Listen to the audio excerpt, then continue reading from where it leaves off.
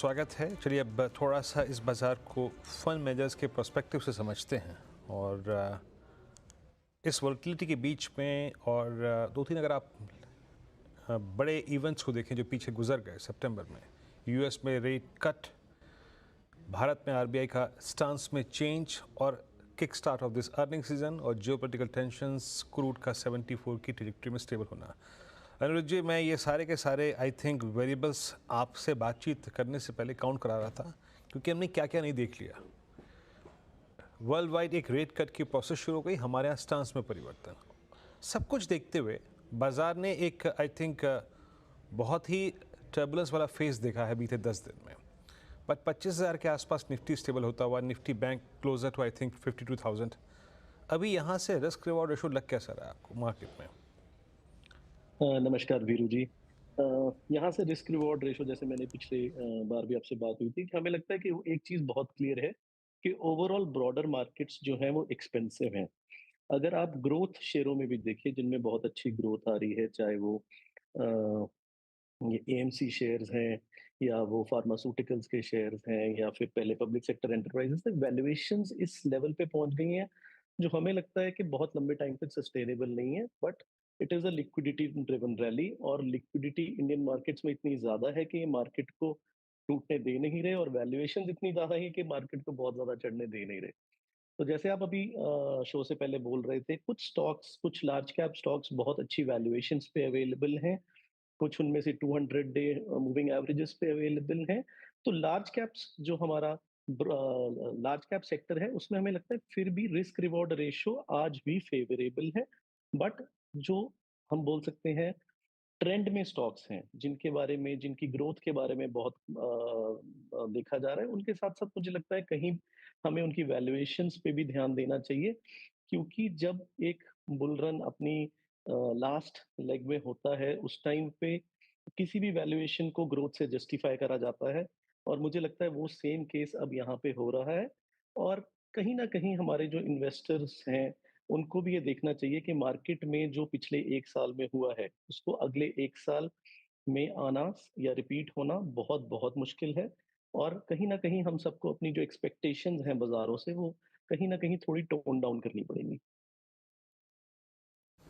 Okay, यानी आप equity as a asset class उसमें यहाँ से बहुत बड़ा मूव नहीं एक्सपेक्ट कर रहे हैं। मैं कुछ देर के लिए इक्विटी से हट के, अगर आपका इक्विटी पे ये व्यू है, मान लीजिए आप एआईएफ होते तो आप किस चीज़ पे फोकस करते हैं? सर देखिए, हमने तो इक्विटी करी है शुरू से, 17 साल से इक्विटी कर रहे हैं, तो और एसेट क्लासेस कम समझ आते हैं। लेकिन अल्टरनेट एसेट्स जैसे अगर मैं अब खुद की बात करूँ तो कहीं न कहीं थोड़ा बहुत हम सर्टेन पोर्शन डेट में जाना शुरू ज़रूर करा है हमने, क्योंकि हमें लगता है कि हाँ, यहाँ पे रिस्क रिवॉर्ड रेशियो बहुत हमारे फेवरेबल में नहीं है, बट हाँ, जैसे मैंने बोला लार्ज कैप्स में हमें कोई लंबी-चौड़ी प्रॉब्लम नहीं दिखती। अगर हम निफ्टी 50 की बात करें, तो हमें एक ऐसा लगता है कि निफ्टी 50 अभी भी अपने हिस्टोरिकल वैल्यूएशंस के हिसाब से सही जगह पे खड़ा है और बस थोड़ा-सा ये डर लग रहा है मार्केट में इस टाइम पे कि जो फोमो की वजह से मार्केट में पैसा आ रहा है और एक्सपेक्टेशंस भी उसी हिसाब से है मार्केट में कि पिछले 6 महीने में या 1 साल में जो पैसा मार्केट में बनाया गया है due in the broader markets वो कहीं लगता है कि नहीं बनेगा आगे। तो फिर ऐसे में अनिरुद्ध आप अपने आप को पोजीशन कैसे करेंगे, क्योंकि at the end of the day बाजार में लोग पैसा बनाने के लिए आ रहे हैं, राइट? तो इस समय कहाँ पर आपको वो अपॉर्चुनिटी दिख रही है जहाँ पर if not sizeable decent returns 10-12% तक के तो मिले? मैम देखिए बाज़ार में जब लोग पैसा बनाने आते हैं फंड मैनेजर्स हमारा ये भी हम मैं बोल सकता हूँ कि रिस्पॉन्सिबिलिटी है कि हम उनको सही पिक्चर दिखाएँ।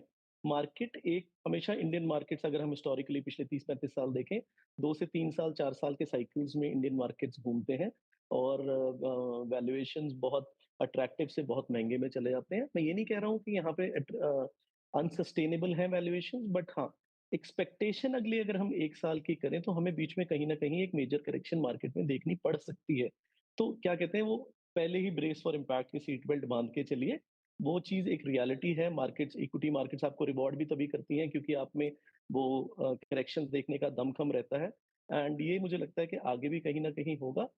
और इंडिया में अगर आप देखिए ग्रोथ तो बहुत ही ज़्यादा अच्छी हो रही है और कंज्यूमर सेगमेंट्स में तो एक्स्ट्रा ऑर्डिनरी ग्रोथ है। आप जाइए रेस्टोरेंट्स में जाइए, आप जाइए घर खरीदने जाइए, तो एक अच्छी ट्रैक्शन है इंडिया में।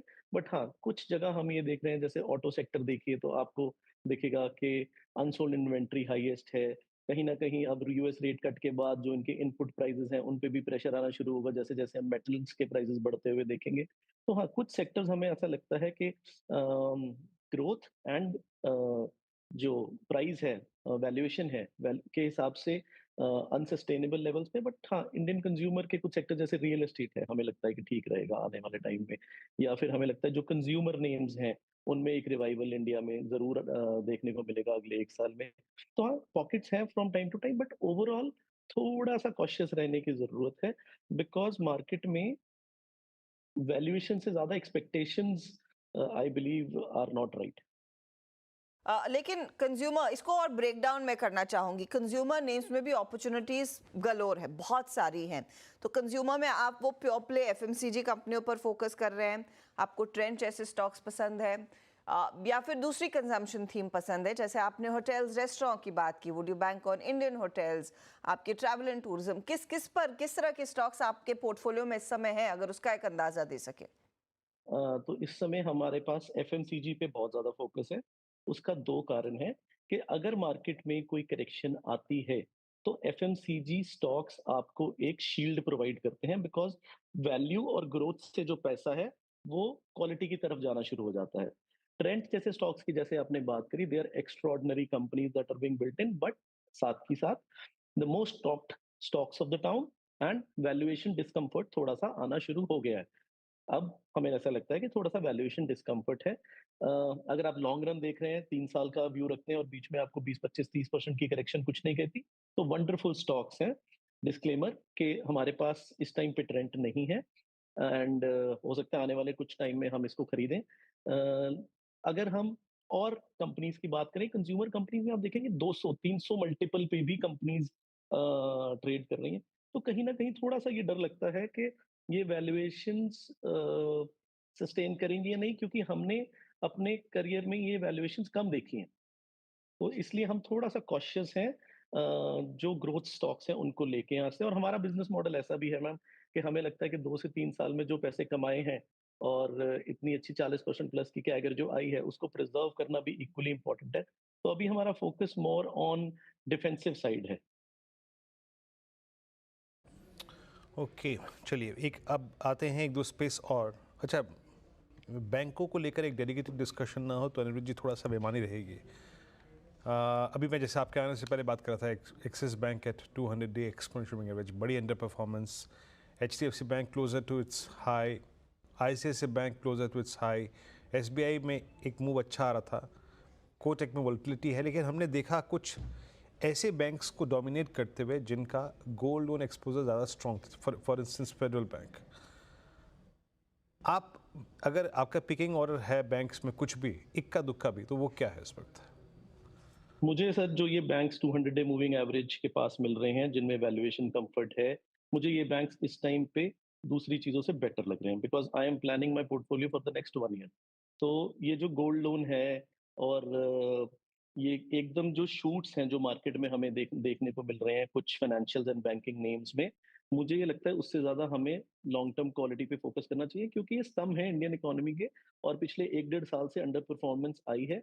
और कहीं न कहीं मार्केट्स में आप ये देखिए कि जो पोर्टफोलियोज़ या जो फंड्स पिछले 1 डेढ़ साल में अंडर परफॉर्म कर रहे थे, पिछले 1 2-3 महीने में वो अब फ्रंट लाइन में वापस आने शुरू हुए हैं। Why? Because markets have a tendency to reverse to means.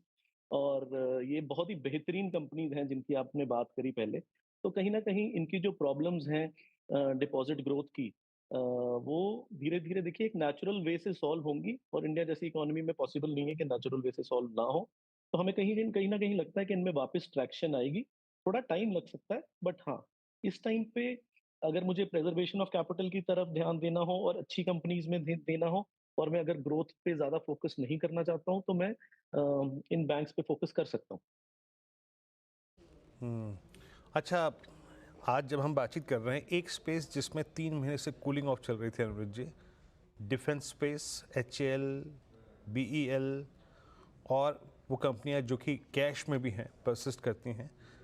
अब स्क्रीन पे स्टेबिलिटी है, प्राइस वाइज बिहेवियर अच्छा है, और अभी अभी ये मतलब महीना भर पहले सारे के सारे स्टॉक्स, महीना क्या 10 दिन पहले अपने 200 डे एक्सपोनेंशियल मूविंग एवरेज को विजिट करके आए। क्या बाजार को अब इसमें थोड़ा सा वैल्यूएशन कंफर्ट मिल रहा है, इसीलिए ये चेस कर रहा है? एब्सोल्युटली वीरेंद्र जी, आपने बिल्कुल सही कहा कि कहीं न कहीं इन कंपनीज़ में अब बाज़ार को वैल्यूएशन कम्फर्ट है। Leaders of the bull run जब 200 डे मूविंग एवरेज पे आपको मिल रहे हों, तो और अगर आप पहले से उसमें इन्वेस्टेड नहीं हैं या हैं भी, तो एक बड़ा अच्छा एवरेजिंग का आपको मौका मिल जाता है। सो हाँ, ये सारे डिफेंस स्टॉक्स, रेलवे स्टॉक्स, ये overall as a group 200 day moving averages के अपने आस-पास आ गए हैं। तो हमें लगता है कि ये भी आगे के लिए ठीक है। इनमें थोड़ी-सी प्रॉब्लम ये है कि डिस्ट्रीब्यूट ज़्यादा हो गए हैं, तो इनको जो रेंज में अपने काम करना है, वो नॉर्मल स्टॉक से ज़्यादा टाइम लगे, क्योंकि जो इनकी डिस्ट्रीब्यूशन हुई है, वो हिस्टोरिक डिस्ट्रीब्यूशन है। जैसे पीछे अडानीज़ की हुई थी आज से 3-4 साल पहले। तो डिस्ट्रीब्यूशन इनमें अच्छी हो गई है, बट हाँ, ये इनमें और उन कंपनीज़ में, अडानीज़ में जैसे हमने बात करी, बहुत डिफरेंस है in terms of the opportunity that is there in the next 5 to 10 years for these segments। और जैसे-जैसे आप ये देखिए कि गवर्नमेंट का हरियाणा इलेक्शंस और गवर्नमेंट में स्टेबिलिटी बढ़ रही है, कॉन्फिडेंस बढ़ रहा है, तो जो रेवेन्यू एक्सपेंडिचर की बात हो रही थी, रेवेन्यू एक्सपेंडिचर की जो एक शंका लगाई जा रही थी कि गवर्नमेंट को फ्री सॉप से रेवेन्यू एक्सपेंडिचर पे जाना पड़ेगा, ऐसा कुछ नहीं हुआ। महाराष्ट्र इलेक्शंस में भी हमने कुछ नहीं देखा। तो वापस एक ट्रैक्शन इन सेक्टर्स की तरफ, जो केपेक्स ओरिएंटेड सेक्टर्स हैं, एट गुड वैल्यूएशंस वापस आनी चाहिए। वेरी क्विकली, टेलीकॉम पर आपकी प्रेफरेंस क्या रहेगी, क्योंकि अब फिर से अटकलें जोर पकड़ने लगी हैं कि शायद एक और टैरिफ हाइक आ सकता है। Telecom stocks, Bharti Airtel and the likes. बिल्कुल मैम, इसमें हमें लगता है कि क्योंकि एक इन्वेस्टमेंट साइकिल तो चल ही रहा है, और टैरिफ हाइक्स, हमें भी लगता है कि एक टैरिफ हाइक हमें बहुत ही जल्द देखने को मिलेगा। बट हम इसमें फ़ोकस करेंगे क्वालिटी कंपनीज़ पे, और अगर हम टेलीकॉम की बात करें, सबसे बड़ी क्वालिटी कंपनी हमें भारती एयरटेल ही लगती है। तो भारती एयरटेल मुझे लगता है कि हमारे पोर्टफोलियोज़ का एक लॉन्ग टर्म पोर्टफोलियो का, जो आप 3 से 5 साल के लिए लेके चलते हैं, उसका एक पार्ट ज़रूर होना चाहिए। बहुत शुक्रिया आप अनिरुद्ध हमारे लिए समय निकालने के लिए। चलिए, इस बीच मार्केट का हाल आपकी स्क्रीन पर 25,000 के नीचे हम फिर से फिसलते हुए, तो 24,900